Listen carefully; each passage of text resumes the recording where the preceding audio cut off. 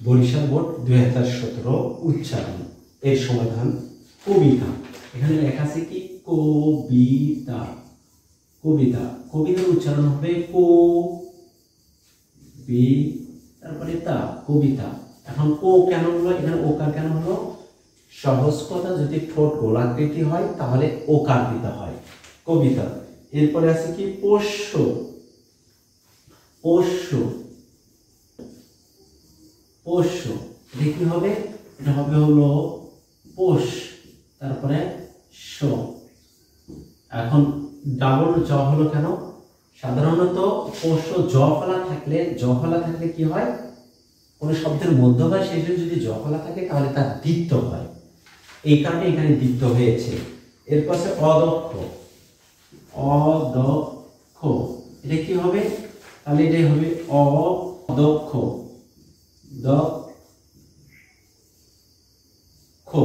অদক্ষ। আচ্ছা, এখানে অদক্ষ কেন হলো?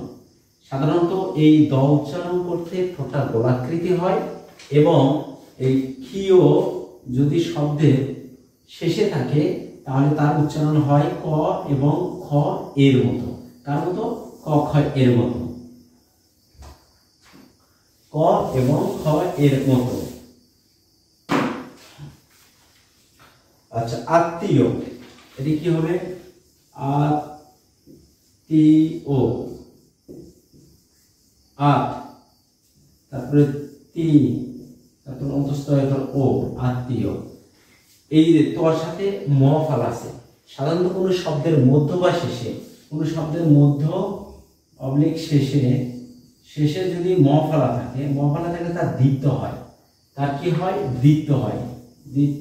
দ্বিত্ব হয়। এই জন্য দেখো এখানে আছে তোর সাথে ম ফলা, তোর সাথে কি আছে? ম ফলা, এই জন্য তোর দ্বিত্ব হয়েছে আত্মীয়। এরপরে কি আছে? আত্মীয়র পরে সন্ধ্যা।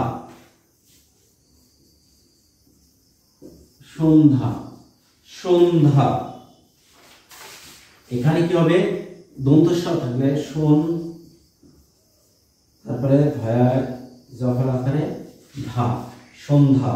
সন্ধ্যা। আচ্ছা, এখানে তালবস্য কেন হলো? একটা কথা মনে রাখবে, দন্ত স থাকলে, মূল শব্দে দন্ত স থাকলে উচ্চারণবাচক শব্দে তালবস্য হয়। তারপরে দন্ত নয় ধ, দন্ত ন যখন ধর সাথে যুক্ত থাকবে তখন কি হবে? তার উচ্চারণটা স্বাভাবিক হবে, এই জন্য সন্ধ্যা। সন্ধ্যা। তারপরে কি আছে? জাগ্রত। জাগ্রত, তাহলে এটা কি হবে? জাগ্রত। জাগ্রত। জাগ্রত। জাগ্রত।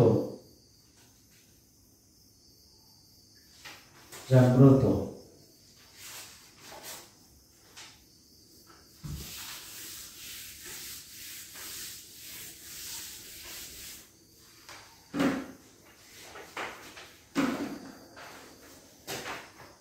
জাগ্রতর পরে আছে উচ্চারণ। উচ্চারণ। উচ্চারণ। উচ্চারণটা কি হবে? উচ্চারণ। উচ্চারণ।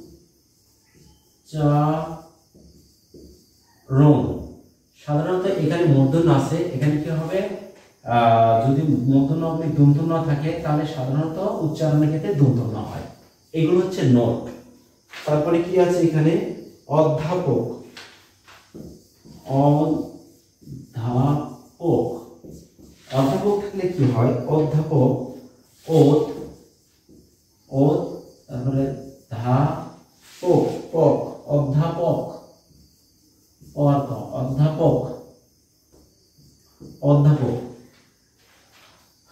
অ আছে, ও আছে, এইটা যখন উচ্চারণ ও এর মতো হয় তখন এই উচ্চারণটাকে বলা হয় সংবৃত।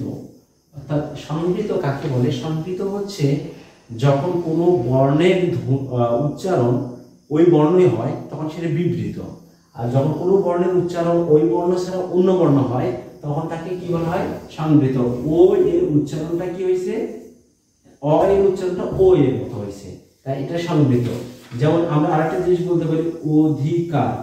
অধিকার আমরা কিন্তু অধিকার মুখে বলি অধিকার, কিন্তু লেখার সময় কি লিখি, সরি আমরা যখন লিখি তখন লিখি অধিকার, কিন্তু উচ্চারণ যখন করি তখন কিন্তু এরকম করে উচ্চারণ করি অধিকার, অর্থাৎ অর উচ্চারণটা ও এর মতন হয়ে যায়।